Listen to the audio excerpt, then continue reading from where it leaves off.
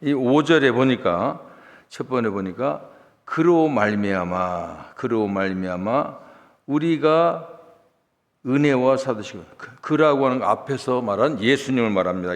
주 예수 그리스도, 그로 말미암아 예수 그리스도로 말미암아 우리가 은혜와 사도의 직분을 받아 그의 이름을 위하여 모든 이방인 중에서 믿어 순종하게 하나니 그랬습니다.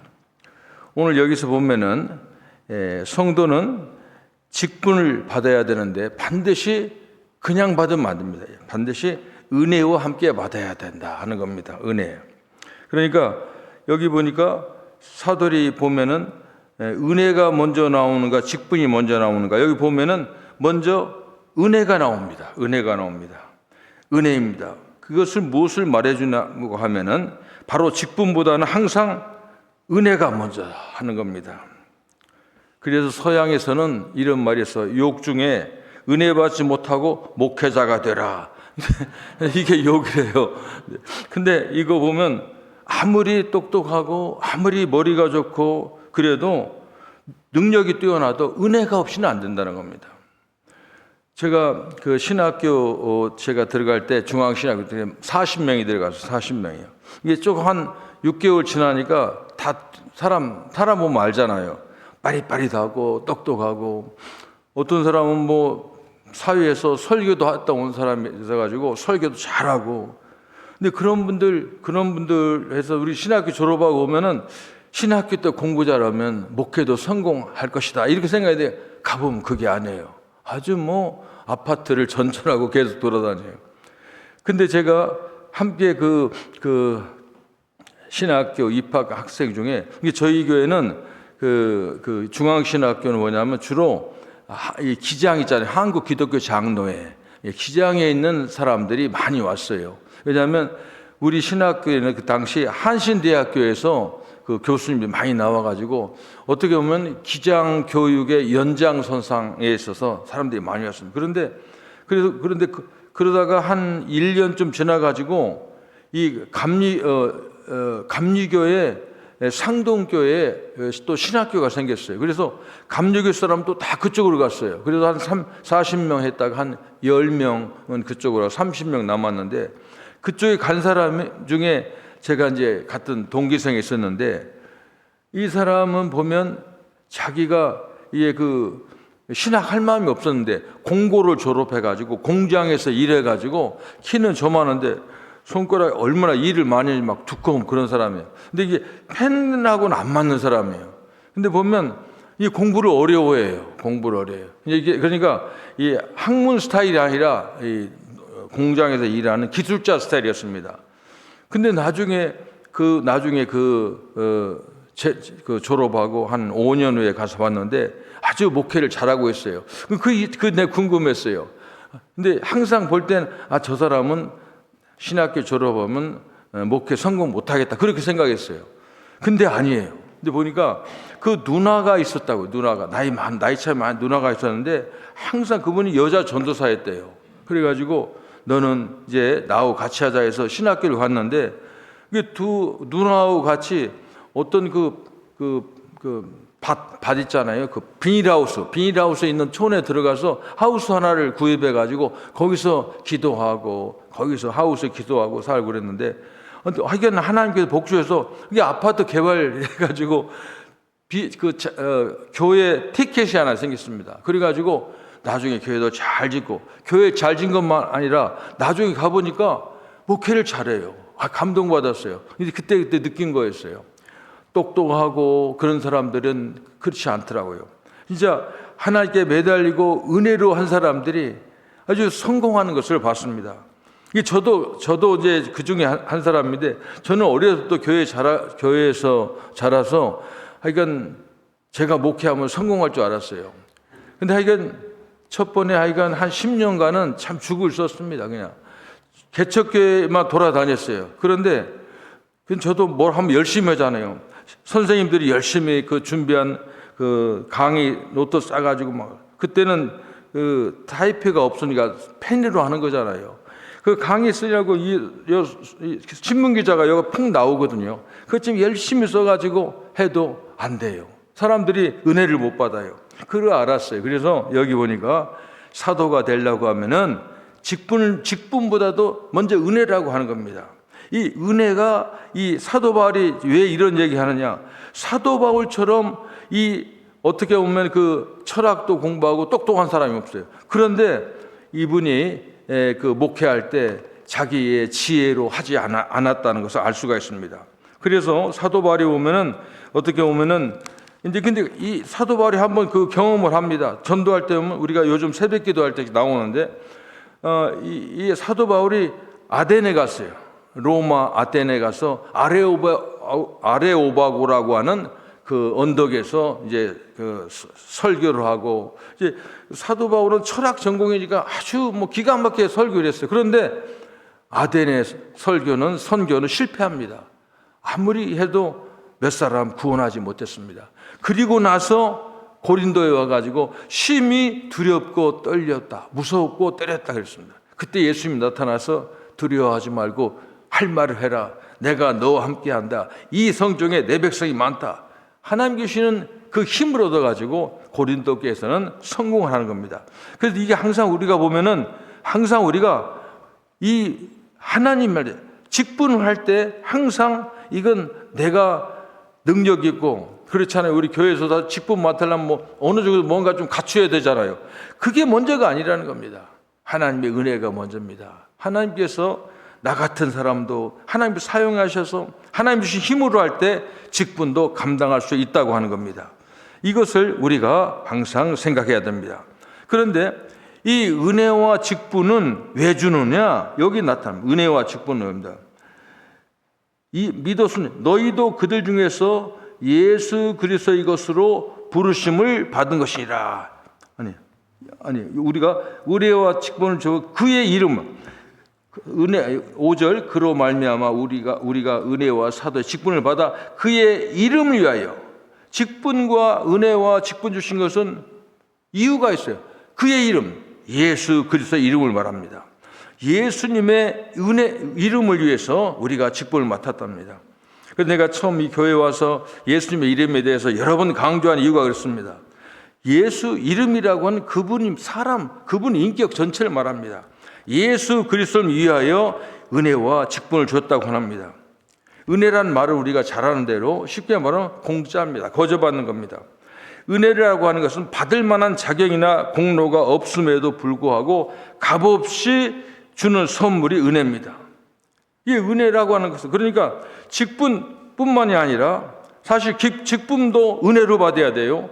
직분뿐만이 아니라 우리 예수 믿는 사람들은 항상 바로 모든 것이 전도의 목적도 예수 그리스도의 이름으로 하는 겁니다.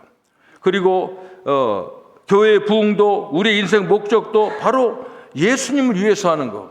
앞으로 뒤에 나오겠지만 왜냐하면 우리는 예수님의 소유물이기 때문에 그렇습니다. 그래서 항상 우리는 예수 그리스도를 주라 고백한 사람들은 항상 예수의 이름을 위해서 나가서 전도할 때 예수님의 이름, 우리가 모든 하는 파워도 힘도 그 예수님 주신 이름의 파워를 가지고 그 은혜를 가지고 충성을 다해야 된다는 것을 말하고 있습니다. 참으로 안타까운 것은 교회에서 직분 맡은 사람들 중에서 이걸 모르고 자신의 능력과 자질을 가지고 한다 그렇게 생각하고 보이지 않는, 겉으로는 말하지 않지만 보이지 않게 약간 자기를 과신한 그런 직분자들을 보면은 조금 이 성경을 잘 모르는 겁니다. 항상 우리가 왜 직분보다도 은혜를 받아야 됩니다. 그리고 왜 은혜를 받느냐? 예수의 이름을 위해서 은혜를 받는 거예요. 그래서 항상 그것을 생각해야 됩니다. 하나님께서 값없이 주신 은혜에 감사해서 충성하고 그래서 하나님 섬기고 이웃을 봉사하는 것, 이게 바로 이제 직분자의 사명입니다. 제가 목회할 때 여러 다른 종교들과 모여서 한 400명 정도 모이는 그 단체를 한번 제가 만들었지 않으면, 하여간 제가 거기 관여를 했는데, 캐톨릭, 캐톨릭 성공회, 구세군 그렇게 하고 또 히랍 정교회 이렇게까지 해서 한 젊은 목회자들이 모였어요. 이게 민주문화 목회 연구소 그랬어요. 왜냐하면은 뭐 나이 드신 분들이, 그때는 제가 젊었었으니까 나이 드신 분들이 전부 목에다 힘주고 있으니까 그래서 안 돼요. 우리 종교인끼리 한번 묻혀가지고 한번 이 우리나라 한국 기독교를 좀 새바람을 넣자 해가지고 그런 모임이 있었습니다. 근데 이제 그때 제가 그 총무를 맡았어요. 뭐 제가 똑똑해서가 아니라 그러니까 그렇게 됐어요. 근데 제가 이제 그랬어요. 이거 우리 어른들은 뭐 회장, 뭐 총무, 뭐 부회장 뭐 이렇게 하는데 그 직분을 그렇게 하지 말고 좀 이름을 바꾸자. 무슨 이름으로 할까요? 그랬어요. 그래서 회장은 일하는 사람과 일꾼이라고 하자. 그러니까 싫어하는 거예요. 이거 회장이 무슨 일꾼, 머슴도 아니고 그러냐. 나 이거 주장한다고. 근데 내가 총무고 나는 심부름꾼, 총무는 심부름하니까 난 심부름꾼으로 하겠다. 내가 좀 실갱이 해가지고 우리 끝까지 나는 그 관철했습니다. 그래서 그렇게 하니까, 그러니까 회장은 와서 목에다 힘줄 수가 없는 거예요. 일꾼인데 무슨 힘을 줘. 그냥 일을 많이 잘 했습니다.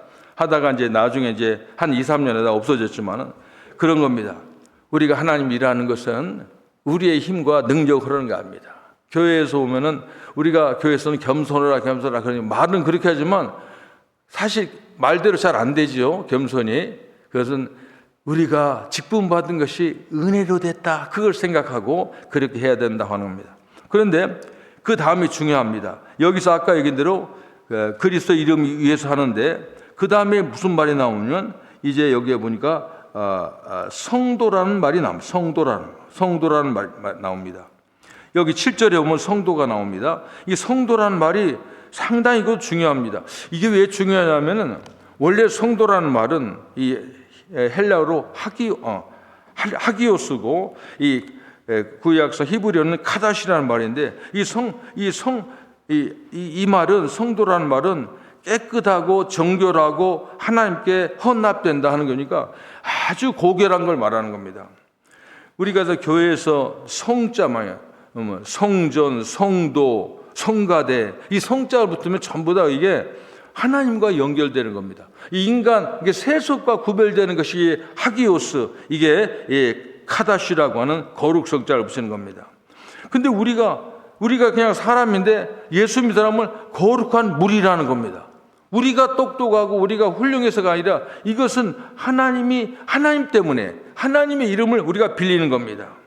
그런데 이 성도라는 말은 구약에서는 선택된 이스라엘 사람만 성도라고 했습니다. 신명기 33장 3절에 보면 그랬습니다. 그 신약에서는 대부분 유대인 출신자들을 했는데 오늘 본문에 보면 이 로마에 있는 사람도 이방인들입니다. 이방인하고는 거룩성자하고는 가당치도 않습니다. 그런데 사도 바울은 용감하게 너희들도 성도라고 하는 겁니다. 로마에서 하나님의 사랑하심을 받은 성도로 부르심을 받은 모든 사람, 성도라고 하는 겁니다. 사실 베드로도 나중에 보면 그 백부장, 고넬료 백부장 사건을 통해서 이방인에게도 복음이 들어간다고 해가지고 이방인이나 유대인이나 동일하게 취급했습니다. 이게 약간 성도라고 하는 것이 그만큼 중요한 겁니다. 예수님의 피로써 죄악의 세력인 세상에서 구별되어서 하나님의 소유가 된 자, 이게 바로 성도입니다. 그런 사람은 하나님께 회개하고 변화받은 그리스도의 자녀가 성도입니다. 이 성도라고 하는 것은 보면 분명히 단정하고 흠이 없고 완벽한 사람, 이게 성도가 아닙니다. 죄가 있음에도 불구하고 오직 예수님의 보혈을 의지해서 구속함을 받은 모든 크리스찬을 성도라고 합니다. 그러므로 우리가 이 사실을 명심해야 됩니다. 우리들은 거룩하고 흠없는 하나님의 백성입니다만 그것은 예수님을 의지해서 예수님 보혈을 통해서 우리가 예수 믿고 구원받은 백성만이 성도라고 이제 부를 수가 있다고 하는 겁니다. 그래서 우리는 하나님의 소유가 되는 것입니다. 하나님의 것, 예수님의 것이 되는 방법은 예수 믿고 구원받고 예수님의 보혈을 통해서 우리가 하나님의 소유가 된다고 하는 겁니다. 이게 그러니까 이것은 하나님의 소유는 이제 나오지만 그때 종, 노예 그렇게 라는 단어를 사용합니다. 이것을 달리 표현하면 우리가 성도라고 하는 것은 소명의식. 우리는 그러니까 하나님의 종으로, 하나님의 거룩한 백성으로, 하나님의 일꾼으로 부름받았다. 소명의식을 가져야 됩니다. 바울은 항상 이 소명의식에 철저했습니다. 다메섹 도상에서 예수님 만난 이후에 하나님 예수님을 주님으로 모시고 자기를 종이로 자처하면서 이제 예수님을 위해서라면 참으로 생명도 아까이지 않고 마지막에는 생명도 하나님께 드리는 그런 삶을 살았습니다. 그것처럼 우리도 예수님의 소유로서 예수님 위해서 사는 겁니다. 그래서 성도라 우리가 제가 그래서 참 설교할 때 가끔 이제 어떨 때 신자라고 할까, 교인이라고 할까, 성도라고 할까 좀 제가 가끔 구분을 합니다. 근데 하여간 제가 기분 좋으면 성도라고 해줘요. 왜냐하면 이게 더 제일 높은 힘. 우리는 예수님의 피 때문에 거룩한 사람이 된 거예요. 그래서 예수님의 피로 거룩하게 된 사람들은 예수의 이름을 위해서 하는 사람입니다. 우리가 여기서 한번 생각해 보면 여기 보면 마지막 절에 보면 로마에서 하나님의 사랑하심을 받은 성도로 부르심을 받은 모든 자에게 하나님 우리 아버지와 주 예수 그리스도로부터 은혜와 평강이 있을지어다.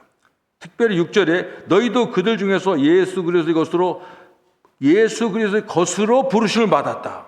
그러니까 우리 소유가 나의 소속이 예수라고 하는 겁니다. 이게 이게 무슨 뜻이냐면은 누가 우리의 주인인가 하는 겁니다. 누가 우리의 주인인가? 나는 도대체 누군가? 사실 우리가 이렇게 생각해 봅니다. 나는 우리 가족의 것인가? 나는 한 여자와 자식들의 것인가? 내가 직장에 다니면 회사의 것인가? 사장의 것인가? 그리고 우리 민족의 것인가? 조국의 것인가? 어떻게 보면 다 우리가 거기 소속됐으니 거기 그런 공동체의 소유가 된 것은 맞습니다. 그런데 정말 내가 그렇게 가족의 소유가 되고 회사의 소유가 되고 소속이 되고 국가의 소유가 됐다고 하지만 정말 내가 과연 누군가 하는 것입니다. 사실은 내가 가족의 소유라고 하지만 내가 정말 가족에게 나의 모든 것을 제대로 공급을 했는가? 그런 겁니다. 제대로 그들이 필요할 때 내가 가족들에게 정말 온 정성을 다해서 다 최선을 다했는가? 한번 생각해. 정말 내가 그렇게 살았는가 하는 겁니다. 바울은 자신을 예수 그리스도의 것이라고 그렇게 말합니다. 그러니까 우리는 사실 진짜 우리의 소유물은 하나님께서 우리에게 은혜로 직분을 주시고 그리고 예수의 이름을 해서 우리를 사용하고 마지막에는 우리가 그리스도의 노예, 그리스도의 소유가 된 것은 뭐냐면 진짜 우리는 내 진정한 소속은 예수님에게 소속됐다고 하는 겁니다. 그래서 항상 우리들은 예수님의 뜻이 어떤 것인가를 항상 생각해야 됩니다. 이게 과연 내가 하는 일이 예수님 기뻐하는 일인가? 이것은 우리가 신앙 양심으로 판단해야 됩니다. 사실 이게 중요한 겁니다. 또한 주 예수께서 기뻐하신 일을 알기 위해서 우리가 하나님 뜻을 알기 위해서 우리가 예배하는 겁니다. 우리가 성경 공부하고 그리고 예배 참석하고 봉사하고 신앙생활하는 것. 이건 항상 이제 예수님이 뭘 좋아하실까 하는 것을 우리가 이런 시간에 배우는 겁니다. 그렇게 하면서 날마다 더욱더 예수님이 기뻐하시는 일이 무엇인가를 알게 되는 겁니다. 이렇게 하다 보면 지금은 잘 몰라도 은혜를 받고 예수님을 경험하게 되는 겁니다. 예배 시간을 통해서 기도를 통해서 찬양을 통해서 우리가 예수님을 만나고 그리고 예수님 내 주인이라는 걸 확실히 깨닫게 되는 겁니다. 은혜 받았다는 게 바로 그런 겁니다. 은혜 받았다고 하는 뭐냐면 내 소속이 바로 내 주인이 예수라는 것을 알게 되는 겁니다. 그러면 우리가 그럼 내 소속이 예수니까 그러면 가정도 다 결별하고 회사도 결별하고 나 혼자 독불장군 그게 아닙니다. 그렇게 하는 게 포기하라고 하는 게 아닙니다. 그렇지 않은 겁니다. 오히려 예수님의 노예가 되면 이 가정이나 국가나 이런 세상 것들에 소속되지 그들의 소유가 되지 않는 채로 오히려 더 가족에 대해서, 가정에 대해서, 국가에 대해서, 교회에 대해서 더욱더 이제 섬기고 누릴 수가 있다고 하는 겁니다. 예수 그리스도의 것이 된다면 우리는 참으로 세상에서도 아름다운 삶을 제대로 누릴 수가 있습니다. 제가 보면 많은 것을 소유한 참으로 이게 그 노예라고 하는 그런 뜻으로 제목을 잡았지만은 우리는 예수님의 노예지만은 예수님의 노예는 예수님이 그걸 다 가지고 노예라고 해서 사실 노예는 아들하고 다르죠. 아들이 다 노예는 일꾼이지만은 사실은 예수님의 여기서 오늘 로마에서 말하고 있는 우리가 예수 그리스도의 것이라고 하는 것은 우리에게 나의 모든 것이 예수에게 왔다고 하는 겁니다. 제가 그 자동차에 그 마크를 붙이고 타잖아요. 근데 하여간 근데 저 뒤에다가 하나 더 내 자동차에 붙일 게 있는데 아직 글씨가 안 나왔어요. 근데 그 간판집이 바쁜지 잘 부탁하면 잘 안 해줘요. 근데 뭐라고 써요? 저는 더 로스 당키라고 합니다. 주님의 당나귀. 그래서 그걸 제가 붙이고 다닙니다. 전에 되게 옛날 차는 붙였는데 지금 그거 하려고 합니다. 저는 이제 나중에 당나귀라는 얘기를 하겠지만, 우리가 예수님이 예루살렘 입성할 때 종려주일에 그 얘기 알잖아요. 당나귀가 예수님 태워가지고 신난 거예요. 그러잖아요. 예수님을 내 등에 태우면 당나귀가 평생에 일만 하고 그럴 텐데 하나님을 자기 등에 태우는 거예요. 그리고 갈 때 호산나고 박수 받고 할 때 아마 당나귀도 짐승이지만 그때 아마 감동 굉장히 크게 먹었을 거야. 저는 그렇게 생각합니다. 저는 그 자동차에 그걸 내 자동차에 쓰고 싶은 생각이 들었어요. 그래서 이제 간판에다가 해가지고 붙였는데 지금 한 2주일 됐는데 아직도 안 해줘요. 저는 그거 하고 싶어요.